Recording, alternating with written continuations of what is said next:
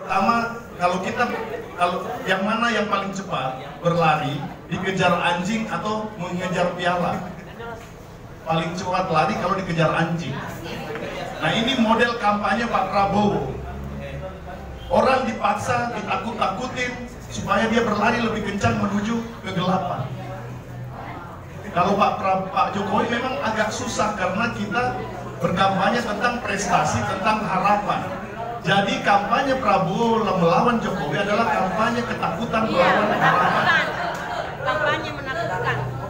Jadi orang lebih suka, lebih takut kalau ditakut-takutin. Sama dengan pengajaran agama yang menakut-takuti orang tentang neraka, dosa dan segala macam dibanding pahala.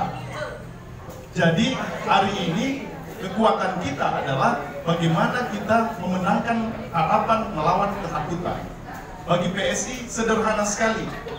Prabowo itu masa lalu dan Jokowi adalah masa depan.